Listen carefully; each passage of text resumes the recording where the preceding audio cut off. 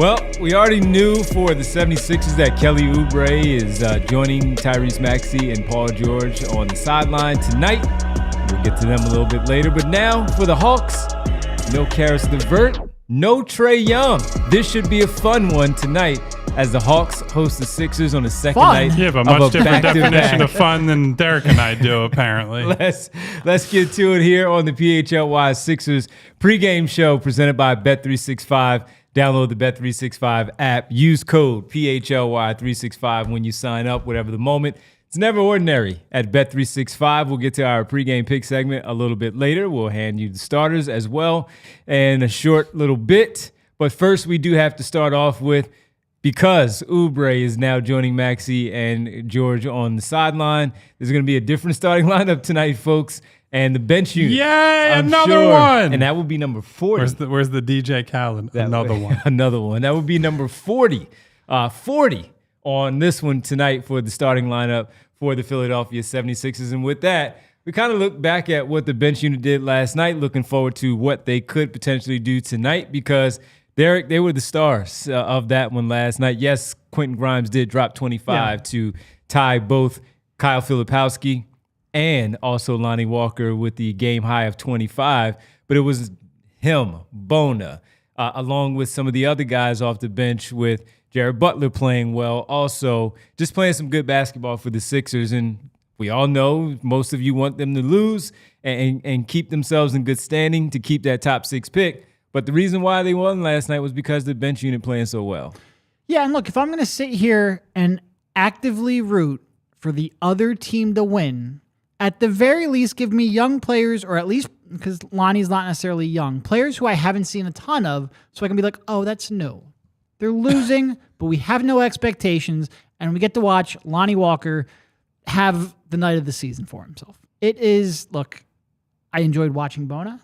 What do you have, 14, 14, and 5 or something like that? Mm-hmm. Real nice effort from him. I think he's starting to put some things together. Fouling a little bit less, finding ways to get to his spots, certainly pursuing on the offensive glass, had 7 offensive boards the other night. It's fun to watch. Is it sustainable? Probably not.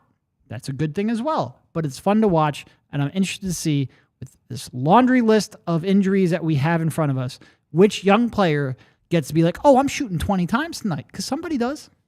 It's chaos. Isn't it basically chaos. All of them? Yeah. Because they only have the injury reports at this point are longer than a full PDF page when you go to the NBA's official reporting mechanism. Some of that are guys that we know have been out for a while. Yeah, and some of them are like the Hawks have like 3 two-way guys listed there. Who cares? Yeah, and by the way, it really is a test of your NBA knowledge when you look at an injury report and you see the other team's two-way guys.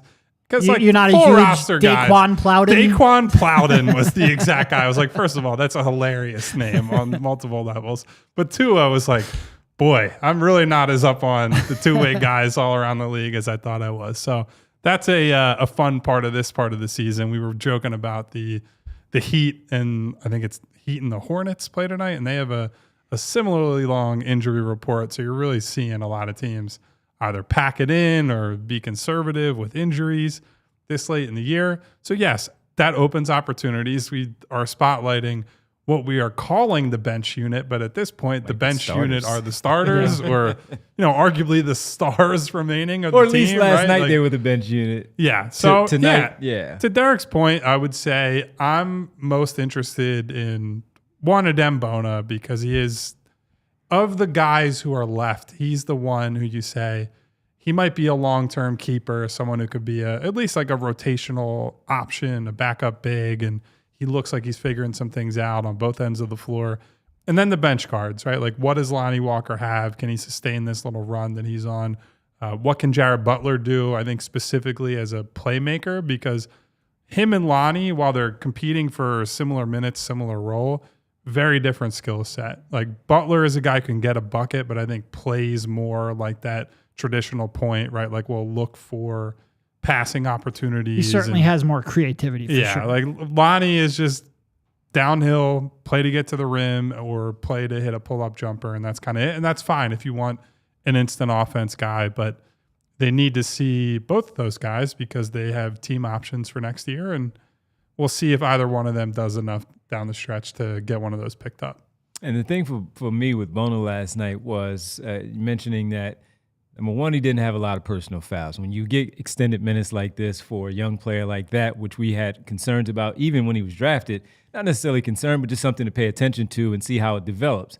He played just under 32 minutes last night and only committed, 2-3 fouls in all of that time last While night? having those 5 blocks, which that's always the tough part, right? Exactly. You can get a lot of blocks, but if you're in the mix that much, normally that means 5 blocks, you're committing 5 or 6 fouls. Right, yeah. Because it wasn't just the 5 blocks, it was the other ones that he contested that he didn't block, but he was there in the mix and showing himself to be available there to try to dissuade them from making their shot. So that was one. And then the other two, Kyle, you mentioned it as you came on with us last night. Rich and I had pointed it out during the flow of the show last night, was also the fact that his hands were really good. So with that, on the offensive end, catching the tough passes, finishing at the rim, jump hooks. You talk about somebody taking 20 shots. He had 13 shot attempts last night for Adem Bona. And that's not Adem Bona. We were not coming into the season predicting that. Right. Not one game you would predict that. So you saw a lot of good things from him in those categories of things that we looked at as negatives,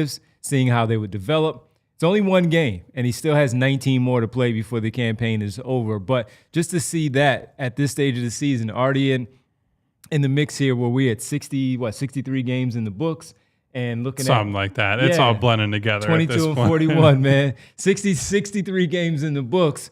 But this late in the year, from his development with the Bluecoats and the time that he's had with the 76ers, is really encouraging to see that type of stuff. And we'll get to Andre Drummond as we talk about Oubre, Maxey, and George and the Sixers players missing the games. But for him to get that, now knowing the confidence is there, he got 32 minutes last night, knowing that he's not going to get yanked out of the game as much as he has in the past for some mistakes.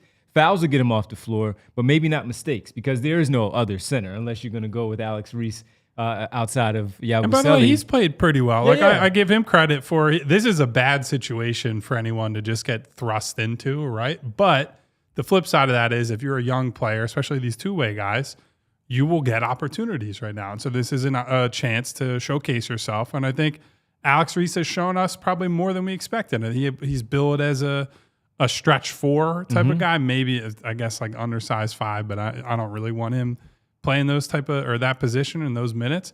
And I think it's been nice to see him do some dirty work stuff, like draw a charge, cut away from the ball, rebound the basketball is a big one that we talk about all the time. So I get it. It's not we're not evaluating top prospects here. We're not evaluating Jared McCain. Not yet. That's next week's show. Yeah, well, I'm saying on the team. Like, it would be nice if we had a Jared McCain that it's like we're tracking the ups and downs and what he's doing during his rookie year. But these are the things we're going to have to be lasering in on these final 18 games. Absolutely. So just to close it out on the Bona part, he's got 19 games to continue to show what we saw last night, which was a high watermark for him for the season, to be able to play that many minutes, stay out of foul trouble, finish at the rim, bring that level of energy overall, and just see where he continues to develop throughout the remainder of the season. We weren't sure where we would be at this point, but now that we are here and he showed that last night, that was really encouraging to see that from him as a young big man. He's going to have his work cut out tonight because Okongwu is a very good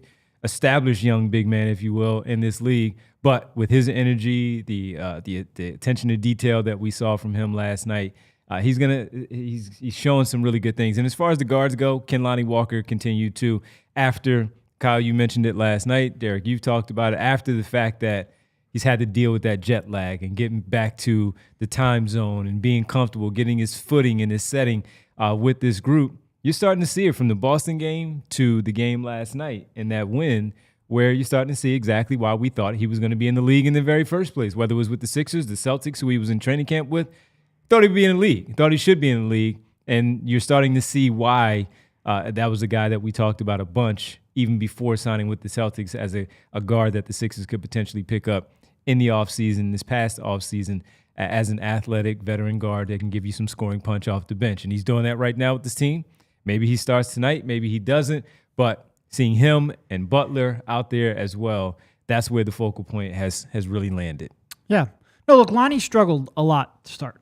He shot 20% from the field and 15% from three over his first four. Shooting about Not going to get it done. Shooting about 44% and 41%, 44% from field, 41% from three over his last four. So some of that, obviously perimeter shooting is streaky. Some of that, I'm sure the jet lag is a real thing. Like when you're talking about it's not like a 2-3 hour difference. You're talking about an 8 hour difference. Your mornings get flipped to nights. There is a little bit of an adjustment, and also just getting back into the flow of NBA length and athleticism, speed, and the defense is like. We'll see how much of this is just a run and how much is an adjustment, because we've still got a month of basketball left to play. So he will have plenty of opportunities. Yes, he will, man. Yeah, yes, he will. That's still a lot of basketball games. That's a lot of basketball. We got 19 games of this. 19 games, and the Sixers did not get the memo last night. And again, we just want to stress one more time. While, yes, we want to see them keep that top 6 pick, we know they're not going to lose all 19. They're not. They're going to win their fair share of games. They have Toronto on their schedule. They have Toronto twice on their schedule. They play Washington coming up this week on their schedule. So they're going to have these games where they're going to win some basketball games. And for the people who want them to lose and continue to stack these losses, you're going to be upset. For the people who want to see them compete, we know who you are. They're going to win some of those too. It's just a matter of what happens when we get to the tank watch of the other teams helping each other out. But tonight, before we really get into it, Kyle, Atlanta kind of screwing up the memo here with Trae Young and Karis LeVert sitting down tonight. Yeah, well, I mean, when we were talking they're about fighting for the 7-8 there of trying to keep that 7. Fighting, I guess. Yeah, I don't know how much they actually are invested in it. As we were talking about Adem Bona and the discipline he played with last night.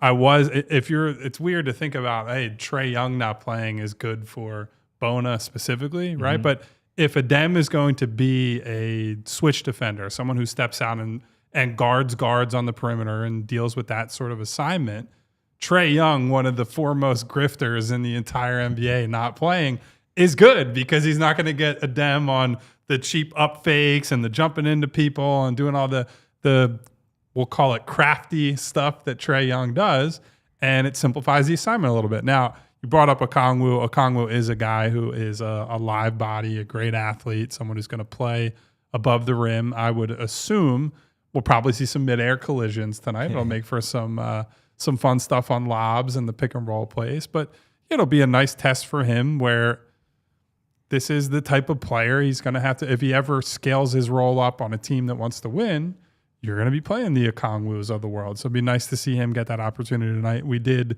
not going to spoil the starters just yet, but we'll see them soon. And doozy. Boy, it's a lineup. It's certainly a collection of basketball players you can put on the floor together. It's lineup number 40. Before we get there, I think the big thing that is jumping out to me among the injured guys on the Sixers specifically is the wording that we got from, and I want to pull it up so that I'm not getting this wrong. The wording we got from the team on Paul George tonight before the game seems like they are setting up for this is over for him. That they are. I'm not saying this isn't breaking news. It's not breaking news. But here's what the team said about Paul George tonight. I'm directly quoting team spokesman. Paul George, left groin soreness, will not play tonight at Atlanta or Wednesday at Toronto. Here's the key part. He is receiving treatment and continuing to consult with physicians, which is PR language for we're trying a way to spin this into shutting him down. Anyway, back to George will be reevaluated prior to Friday's game versus Indiana. I would suggest it sounds like Paul George has played his final game of the season for the Philadelphia 76ers, and you really got to give it up to him for shutting down the podcast to play 3 games. What? 2 games, 3 games, and miss 6 out of the last 7, I believe it is at this point. So really special stuff. But the writing is on the wall. Suffice it to say. Yes, and it should be, and it's good that it should be done. Do you think he's taken any drugs? Since that was his advice for Joel Embiid is take drugs. Well, if you're going to say Joel should take them, then maybe you should also. Yeah. maybe you should. So looking at it too, we played the video last night from what was it, SmackDown? Was it SmackDown, Bree? SmackDown from last night where they were I'm booed. not the guy to ask. I'm not a wrestling person. Yeah. So SmackDown, and he is with Bona and Yabusele and Edwards, and they get booed, and we're like, again, he doesn't understand what's going on in this city, man. You don't go. But just say, hey, you know what? Let those guys go on camera. In the box let those guys go on camera. I don't need I'll be there, but just keep me out of the camera shot in general. But hey, man, it's time for them to sit down, and it's good that once again the Sixers seem to be getting they have seemingly gotten the memo now this late in the campaign, and now joining them at least for tonight is Kelly Oubre. He played last night, Derek, but he played. What? How many minutes did he play last night? He played a short amount of minutes overall, 19 minutes and 36 seconds. And before the game, when you guys were talking about it from the arena, that Nick Nurse discussed that he was going to start to shorten some of those minutes for those guys, from Oubre to Grimes and everybody. And he really did. Now, part of that was that the starters stunk. And they legitimately It definitely helped. So, was he planning on playing Yabu 11 and Kelly 19? I'm not sure. I do think he's planning to cut them back, so they're not playing 35, 40 per night. But they might end up playing 25, 30. I'm not sure. Last night was a great, that's what it's going to be every night going forward because they stunk. They did stink. But with the Oubre part of it, now he joins both Maxey and George. Drummond also out tonight, folks. And last night, the guys reported before the game that it was an illness that was bothering him. He only played 10 minutes last night. So he is out tonight. And with him being out, that just adds to the list of where things are right now. And his reasoning for being out tonight, again, illness. So he's not playing because of illness on the second night of a back-to-back. But now this is where things start to get really interesting of George potentially being out for the remainder of the year. Next up, Maxey. You're starting to get these interesting is definitely one word you could use. Hey, you get sprinkles of Oubre and Drummond now also sitting. And this is where we are with this basketball team, with these players, all these players sitting out. And what we're getting ready to get used to. We talked about a lot of them, but what we're getting ready to see for the remainder of the year. And it is in the shows, outside of the last 2 or 3 games, I don't think they were really embracing or at least accepting of where they were on the season. And we had shows where we're like, you've got to accept where you are. Right. It doesn't necessarily mean shut everyone down because maybe Maxey doesn't want that. But it does mean not being, not being reckless with them, with taking a longer view. And I think they're finally at that point. Yeah. Paul, the finger's still, the tendon's still messed up. Now you got the groin thing. What's the point of going out there when you're 4 games behind the Chicago Bulls for the 10th spot and the final play-in spot? Come on, let's have some realism here. And I think they finally reached that point, which I'm happy to see. Not just because I want that draft pick. I've been very vocal and very honest about how important that is in my life. And I think this will help them. But I think it's the right thing to do for Paul George. There's just no reason to go out there and potentially, reset that clock on that pinky injury. I agree. You're nothing this year. You're irrelevant. Not Paul. I mean the team. I know you've seen the meme before.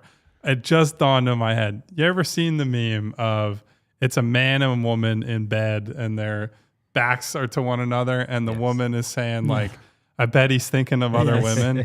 I need to make one of that of Derek's face on the other guy, and it's boy, they need that draft. Because that is my life. That's the situation that we're in with this team right now.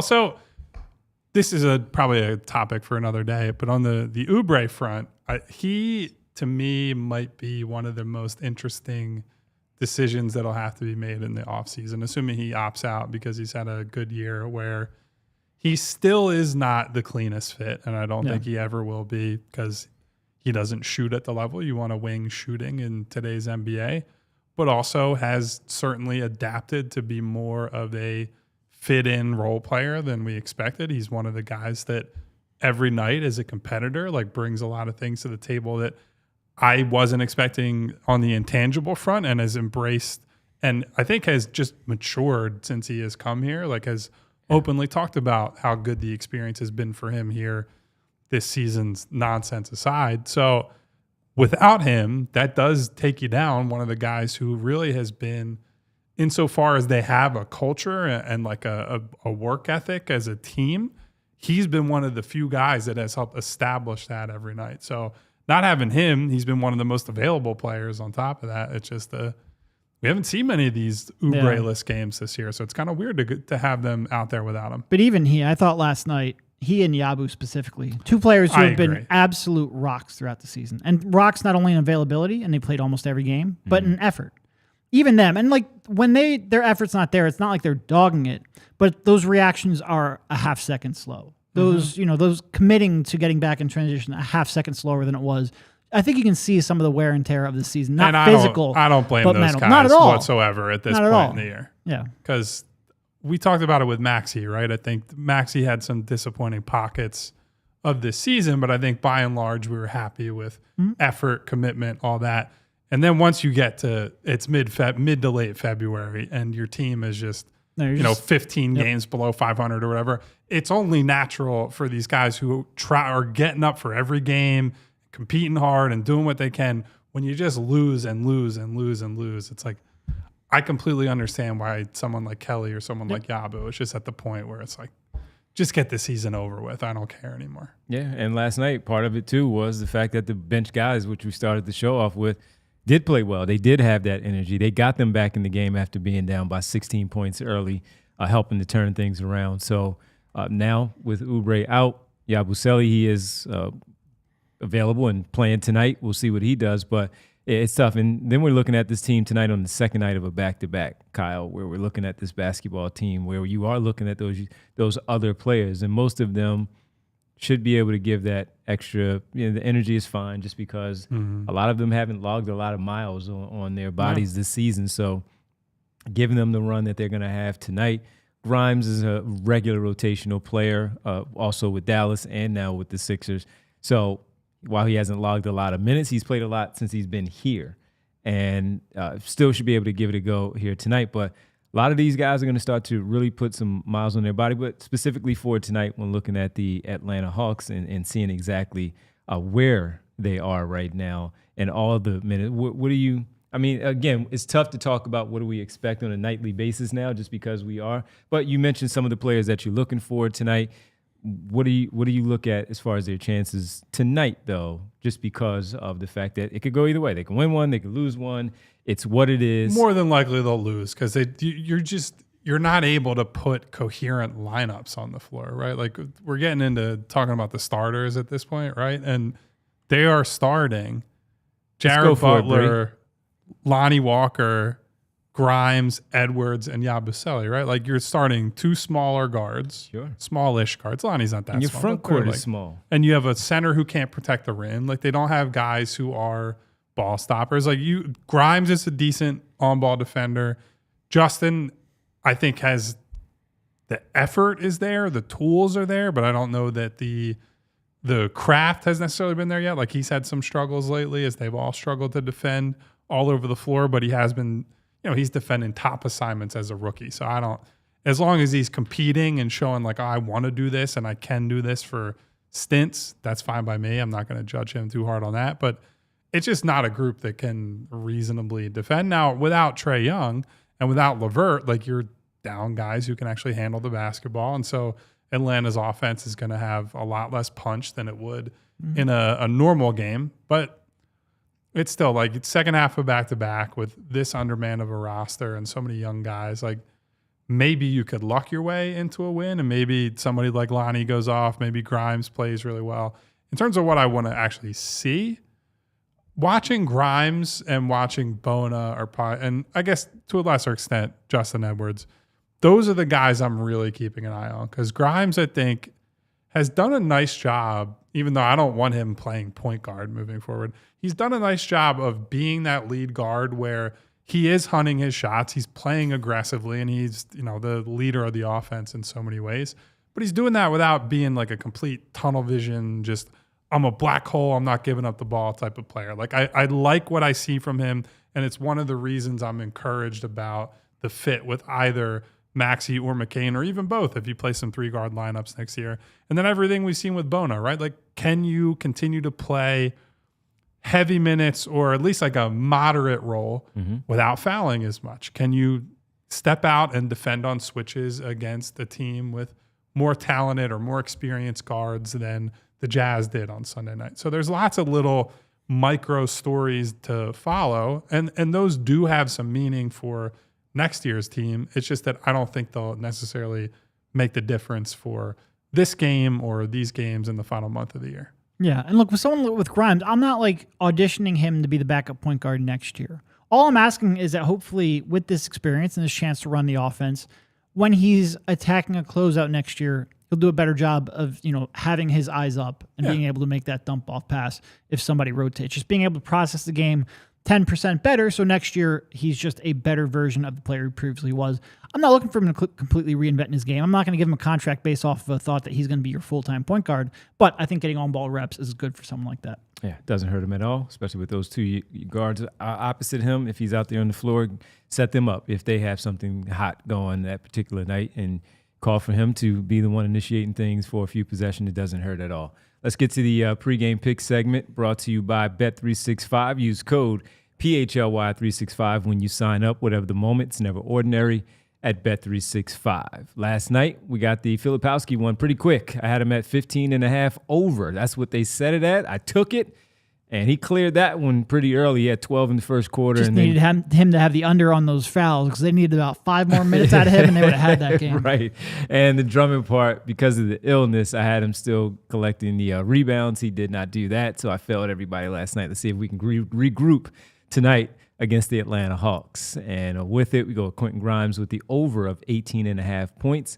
Like that one. Once again, even on the second night of a back-to-back, he is the main guy in this particular group. When you look at even with Lonnie Walker having the night that he had, Justin Evans will get you somewhere in the teens, and same with some of the others. But Quentin Grimes has shown to be an explosive scorer, over 18.5, especially against this Atlanta Hawks team in particular, although Dyson Daniels is a pretty good defender. We'll see how it goes, 18.5. And then with the second one for the Atlanta side, Okongwu, small front court. For the Sixers, over 10.5 rebounds. He stays out of foul trouble. You're in a good place there. So, Onyeka Okongwu, very athletic, can get up and hit the glass, hit the boards. I think that 10.5 and that 18.5 for Quentin Grimes is a pretty good number. So that's a plus 260. And if you want to add something to that, for a three-leg parlay at Bet365, you get a 30% profit boost right now, so make sure you go and take advantage of that if you want to jump in there for that. So go ahead, take advantage at Bet365 right now. Our pregame pick segment was brought to you by, once again, Bet365. When you sign up, whatever the moment's never ordinary at Bet365. Must be 21 plus, physically located in Pennsylvania. If you or someone you know has a gambling problem and wants help, call or text 1-800-GAMBLER. Don't forget about tip-off Tuesdays for tomorrow. We'll get to that one, but tip-off Tuesdays tomorrow, and early payouts in the NBA if your team goes up by 20 in this particular game tonight. So maybe you feel like the Sixers or the Hawks will do that. All right, you want to get an update on the games for tonight that you need to be watching? I think so. Got a few Let's tank watch games. Let's do Tank Watch. So the big ones, I think at this point, the Bulls are pulling into not safe territory, but safer. Like the Sixers are going to have to pretty firmly outperform them down the stretch. The Nets-Lakers game is surprisingly interesting because LeBron is out and Luka questionable. It was questionable. I don't know if that has changed because they're playing around the same time. This so is the perfect time for the Nets to catch the Lakers. And it won't adjust for like 2 or 3 more minutes. So we'll see unless somebody. And then Raptors-Wizards is a huge one because after losing by a fingertip the other night to Washington, the Raptors this is a must-win for our Raptors here at PHLY. Need the Raptors to get a W tonight. And you're home again. You know what to do. Get it done. Absolutely. I mean, those are 2 monster games, like absolutely huge. Yeah. Luka, I believe, is playing, so that is bad news for, He was upgraded to probable, and I think by now he's probably locked in. Cam Thomas on the other side. Let's see if they can slow Cam Thomas. Cam Thomas, I always believed in you. I promise. As long as you win. If you don't, then I never believed in you. Even though he was a problem. Good thing. Cam Thomas also believes in Cam Thomas a lot. A lot. All right, when we come back after the game, we'll, of course, break down the game and see exactly what happened in that one. We'll give you the Tank Watch update on what took place. Derek will give the daily spin at Tankathon to see exactly what hits for tonight. Rich got the number 4 pick last night in the Daily Tankathon selection. He went with VJ Edgecombe. with that particular 4th overall selection. So, Yeah. let's see what you get tonight. And we'll just simply give you the player of the game and dissect it all as we go along. So thanks, everybody, for hanging out with us here. Short-handed again for the Sixers. No Oubre or Drummond. Joining Maxey and George, Trae Young, Karis LeVert out on the other side. We'll see what the Sixers have, and we'll talk about it post-game right here on the PHLY Sixers post-game show presented by Bet365. Enjoy the game. We all silly like the mayor.